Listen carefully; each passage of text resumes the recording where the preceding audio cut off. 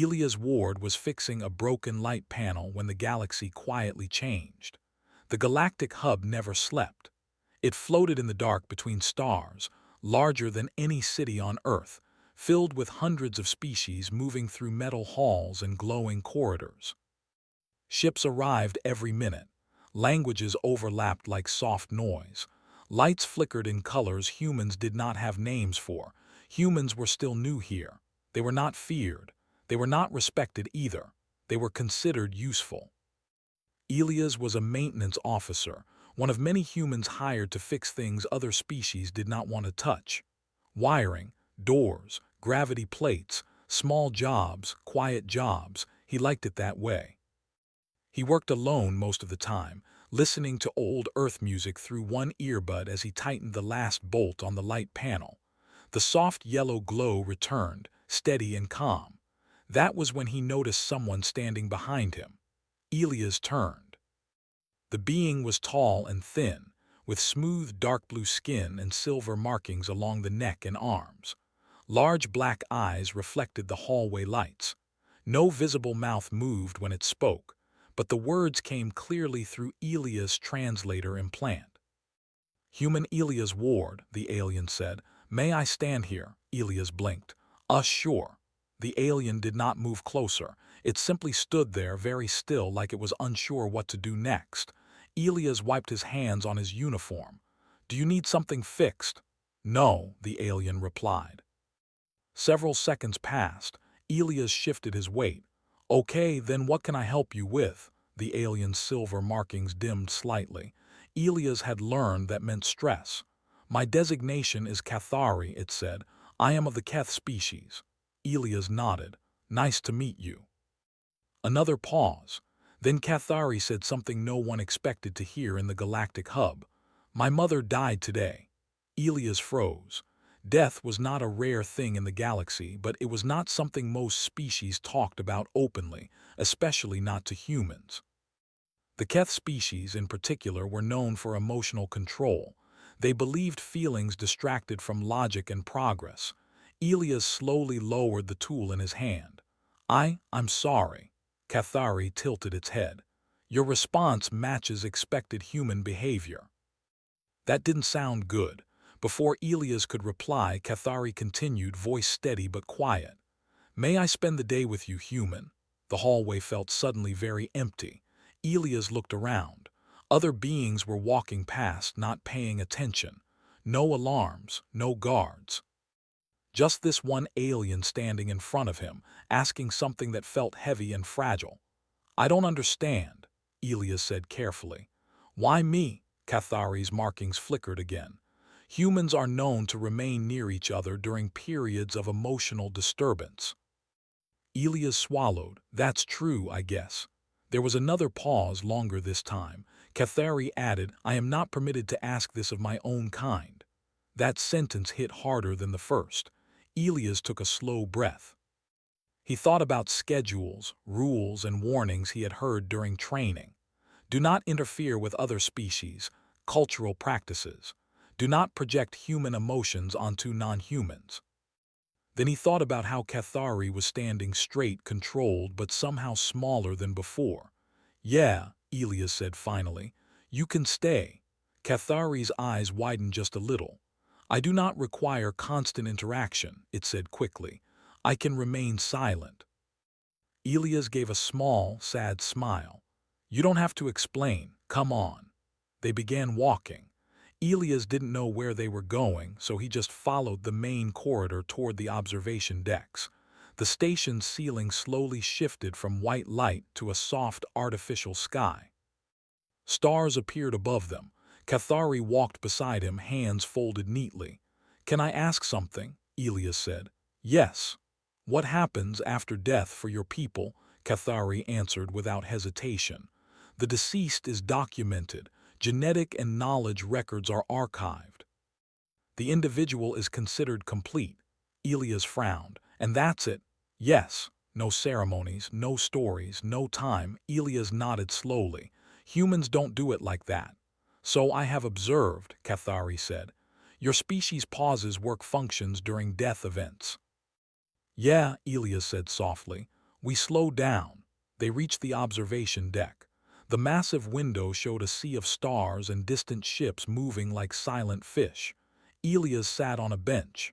After a moment, Cathari sat too, carefully as if copying him. Neither spoke for a while. Elias broke the silence.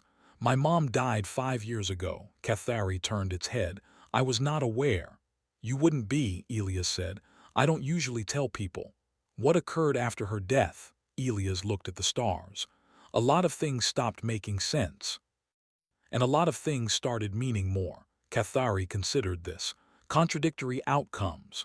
Welcome to being human, Elias said with a small laugh. Cathari's markings pulsed faintly.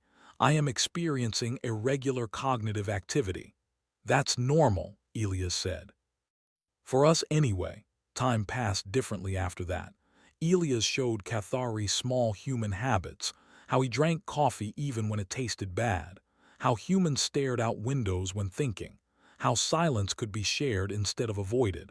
Cathari asked questions, many questions. Why does remembering cause discomfort? Because it reminds us of what we lost. Why not delete the memory? Because then we lose them twice. That answer made Cathari very quiet.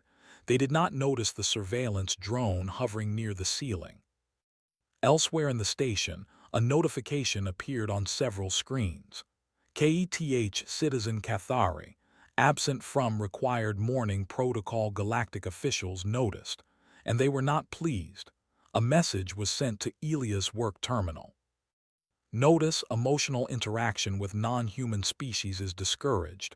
Please resume assigned duties. Elias read it. Then he closed the message without responding. Cathari looked at him. You have received a warning. Yeah, Elias said. I figured. You may be punished. Probably, Cathari hesitated. I do not wish to cause harm to you. Elias stood. You didn't, come on, let's get something to eat. Cathari followed. As they walked away from the observation deck, something unseen shifted within the station. For the first time, a human had been asked to stay. And for the first time, the galaxy was about to learn what humans did when someone was grieving. It was not closed, but very few beings were inside. Most species ate quickly and alone. Human habits were strange here, sitting, talking, taking time. Elias placed 2 trays on the table. One had normal human food. The other was adjusted for Cathari's biology, created by the station's auto-fabricator. Cathari watched the steam rise from the food. You are not consuming nutrients yet, Cathari said. Elias smiled slightly. Humans don't rush meals, we talk first. I see. They sat. For a moment neither spoke. Then Cathari touched the edge of the tray, careful and slow. I am experiencing delay responses, Cathari said. My internal processes feel heavier. That happens, Elias said. Grief does that. Cathari paused. You refer to grief as a physical weight. Sometimes it feels like one, Elias replied. Cathari processed this silently. Around them, screens displayed news from across the station. Ships docking, trade updates. A normal day continuing as if nothing had changed. Cathari looked at Elias. My people do not stop for death. Elias nodded. I know. Work functions resume within one cycle, Cathari continued. Emotion is considered wasteful. Elias leaned back. Humans think the opposite. Cathari's eyes focused. Explain. When someone dies, Elias said, we stop, we gather, we talk about them, we remember, we cry. Sometimes we laugh too. Laughter during death events, Cathari asked. Yeah, Elias said softly, because memories aren't only sad. Cathari lowered its head. My mother used to tell stories. That surprised Elias. Keth do not record oral stories, Cathari added quickly. But she did, quietly. She said stories made individuals feel connected. Elias felt something tighten in his chest. She sounds like someone special. She was inefficient, Cathari said. Then, after a pause, I admired her. Elias didn't correct the word inefficient. They ate slowly. Cathari tested each bite like it was unfamiliar, even though it was. Elias noticed Cathari's movements were less precise than before. Are you okay? Elias asked. I am uncertain, Cathari replied. My people would remove this uncertainty. Elias frowned. Remove it how? Neural adjustment, Cathari said. Grief responses are suppressed. Elias put his utensil down. Does it work? Yes. But, Cathari's silver markings dimmed. After suppression, memories feel distant, less alive. Elias exhaled slowly. That's the cost. Cathari looked confused. Cost. When humans remember, Elias said, it hurts, but it also keeps the person real. Pain is proof that they mattered. Cathari repeated the phrase quietly. Pain is proof. They left the food station and walked through a quieter section of the hub. The lights were lower here. Few beings passed. Cathari suddenly stopped. My people are searching for me, Cathari said. Elias followed Cathari's gaze. A security drone hovered near the ceiling, its lens glowing faintly. Elias sighed. I figured they would. You are risking consequences, Cathari said. So are you, Elias replied. They continued walking. Elias led Cathari to a small recreation space used mostly by humans. It wasn't fancy, just seats, plants from Earth, and soft music playing quietly.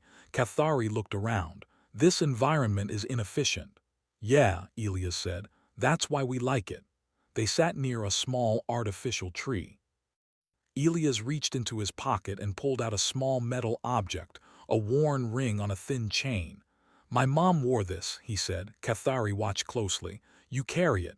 Every day. Why? Elias held the ring between his fingers. So she's not just gone. Cathari's eyes reflected the light of the tree. If you lost it, would the memory disappear? No, Elias said, but it would hurt. Cathari was silent for a long time. Then it said something very quiet. My people say forgetting is mercy. Elias shook his head. Humans don't see it that way. How do humans see it? As survival, Elias answered. We remember even when it hurts because it teaches us how to care again. Cathari's breathing pattern shifted. I am afraid. That's okay, Elias said gently. I am afraid that if my emotions are removed, Cathari continued, my mother will become incomplete. Elias felt the weight of that sentence. They can't take what she gave you, Elias said. Not unless you let them. A new message flashed on Elias' wrist terminal. Final notice. Return KETH citizen to authority. Immediately Elias closed it without responding. Cathari noticed. You are choosing defiance. Elias nodded. Sometimes that's what being human means. Cathari tilted its head. Your species accepts punishment for emotional choices. All the time, Elias said. Voices echoed nearby. Security officials were approaching. Cathari stood. I do not want you to suffer consequences because of me. Elias stood too. You're not a problem to be solved. Cathari's markings glowed faintly, unstable. My mother believed emotions had value. She said one day the galaxy would need humans. Elias blinked. She said that? Yes. The officials appeared at the entrance of the room. Keth citizen Cathari, one said. You are required to return for processing. Cathari did not move. Elias stepped forward slightly. Give them time. This is not a human matter, the official replied. Elias looked back at Cathari. Cathari spoke before Elias could. I request delay. Request denied. Cathari's voice changed. Then I refuse. Silence filled the room. The officials hesitated. This was unexpected. I will remember my mother, Cathari said. I will not erase her. The officials exchanged looks. Elias felt a strange mix of fear and pride. You are violating protocol, one official said. Yes, Cathari replied, but I am honoring her. The officials withdrew temporarily to report. Cathari turned to Elias. I do not know what happens next. Elias met Cathari's eyes. Neither do I, Cathari paused. May I remain with you longer, Elias answered without thinking. As long as you need. Somewhere in the station, systems recorded an anomaly. A species that never refused had refused, and it had learned how from a human. The holding chamber was not meant for punishment. It was meant for order. Smooth white walls, soft lights, no sharp edges. A place where problems were discussed calmly and efficiently. Cathari sat at the center of the room, hands folded, posture perfect. Alie stood beside him. Across from them, 3 galactic officials waited. They represented different species, different worlds, and different ideas of what was acceptable. One of them spoke. "Human Alie's ward," the official said. "You have violated multiple cultural interference regulations." Elias nodded. "I know." "You were instructed to return the Keth citizen," another official added. "You refused." "Yes." There was a pause. "You understand this behavior may result in removal from the station," the first official said. Elias looked at Cathari, then back at them. "If that's the cost, I accept it." Cathari's silver markings flickered sharply. "This is unnecessary," Cathari said. "I made the choice." "That's kind of the point," Elias replied quietly. The officials turned their attention to Cathari. "Keth citizen," one said, "your species has determined that grief suppression is optimal." Cathari lifted his head. "Optimal does not mean correct." That caused a visible reaction. "Keth citizens do not challenge collective decisions," the official said. Cathari's voice remained steady. "My mother did." Silence filled the chamber. "She believed emotions were not errors," Cathari continued. "She believed they were information." The officials exchanged looks. Elias felt something shift in the room. Not anger, not fear, curiosity. Another official spoke. "Your mother's views were archived as non-essential." "Yes," Cathari replied, "and yet they remain." The official turned toward Elias. "Human, you claim emotional suffering has value. Explain." Elias took a breath. This was not a speech he had planned.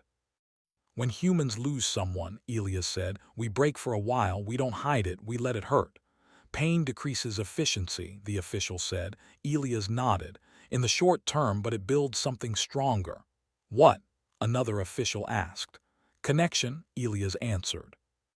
"Memory, meaning." The officials listened. Elias continued. "Humans have lost planets, cities, entire generations. If we erase the pain, we would erase the lessons too." Cathari looked at Elias, eyes wide. "We remember," Elias said, "so we don't become empty." One official leaned forward. "Your species has a long history of conflict." "Yes," Elias said simply, "and we survived it because we learned to care again." The room was quiet. Then a new voice joined the conversation. "This hearing is now public." A screen lit up on the wall. Dozens, then hundreds, then thousands of viewers connected from across the galactic hub. Scientists, diplomats, observers. This was no longer a private issue. The official frowned. "Who authorized this?" "A request was made," the system replied. "It was approved by multiple species." Cathari realized something then. Others were watching because they remembered something too. The official addressed Cathari. "If grief suppression is refused, you may face exile." Cathari's markings dimmed, then steadied. "I accept," Cathari said. Elias turned sharply. "Wait," Cathari looked at him.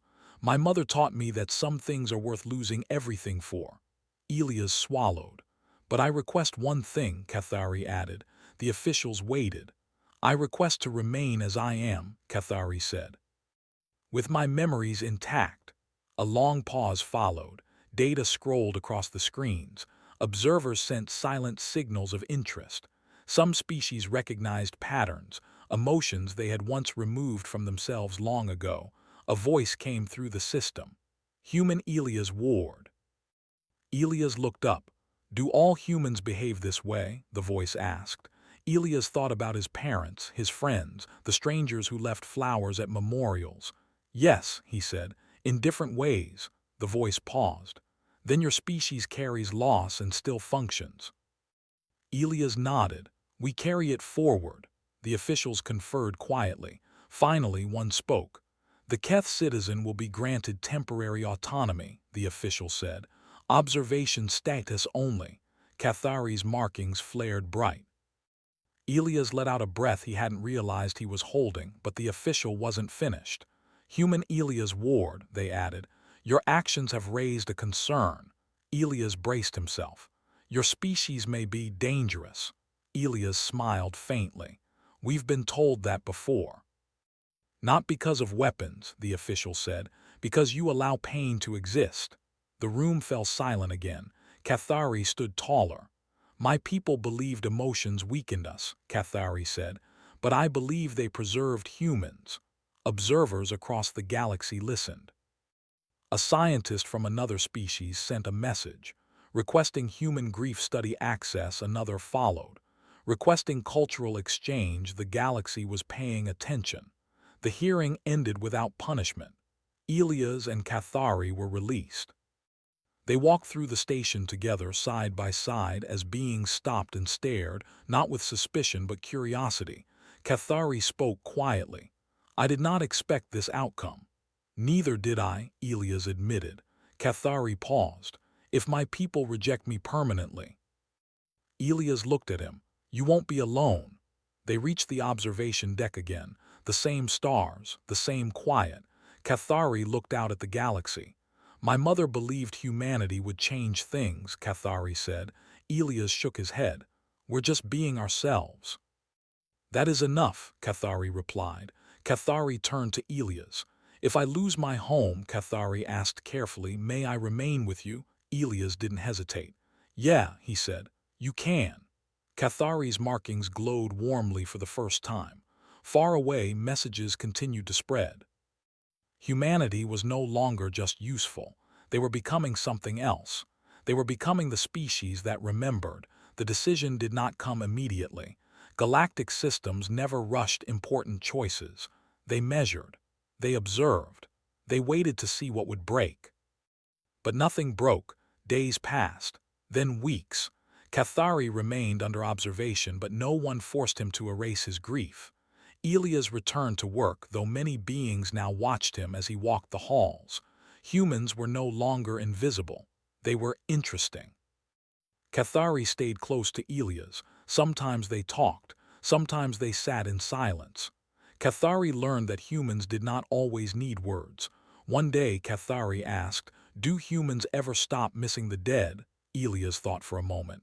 No, he said, but it changes shape. Cathari considered that carefully. I believe I understand, Cathari replied. The pain becomes lighter, but the memory becomes stronger. Elias smiled. Yeah, that's about right. News spread beyond the station. Reports were written, studies requested. Other species quietly admitted something uncomfortable. Many of them had once felt deeply, long ago. Somewhere along their progress, they had decided it was inefficient. Humanity had never made that choice.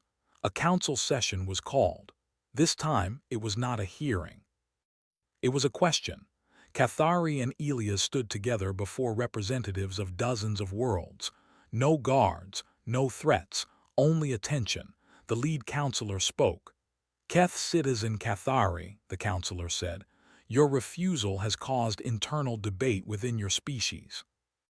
Cathari bowed slightly. I expected that. Your people fear emotional collapse, the counselor continued. Cathari lifted his head. My people fear pain, the counselor paused. And humans, Cathari looked at Elias. They accept it, Cathari said. They do not worship pain. They carry it. Murmurs spread through the chamber. The counselor turned to Elias.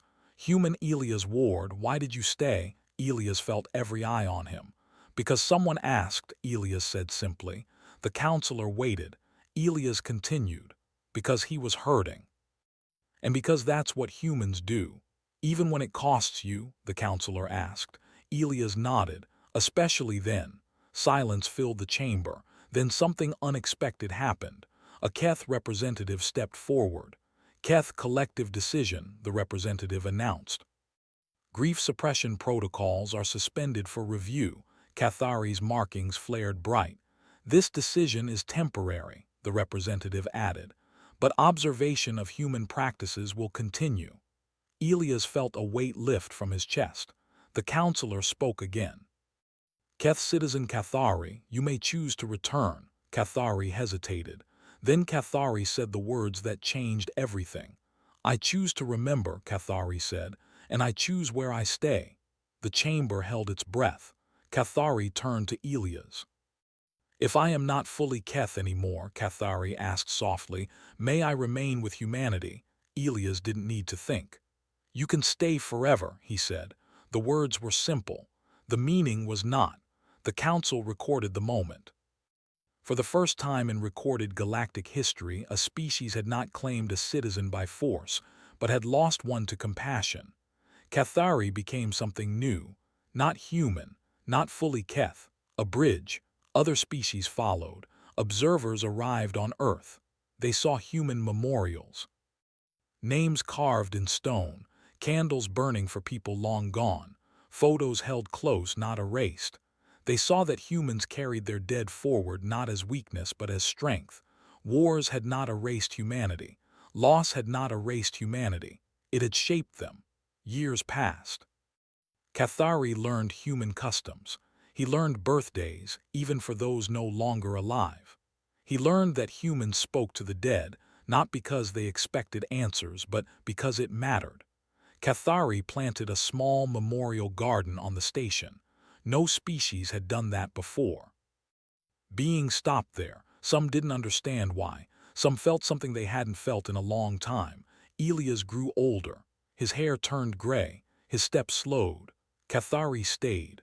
One day, Elias sat on a bench in the garden, tired but smiling. Cathari stood beside him. "You are approaching the end of your lifespan," Cathari said quietly. Elias nodded. "Yeah, I know. I find this unacceptable," Cathari admitted. Elias laughed softly. "That's life." Cathari looked at the memorial stone bearing Elias' mother's name. "You taught me how to keep people alive," Cathari said. Elias closed his eyes. "Then I did okay. When Elias passed, humans gathered. So did others." Cathari stood before the memorial and placed a Keth symbol beside Elias' name. "This human stayed," Cathari said. "So I could remember." The galaxy listened. Humanity's place was secure now, not because they were strongest, not because they were smartest, but because when the galaxy learned how to forget, humanity remembered how to feel. And when someone asked to stay, humanity said yes.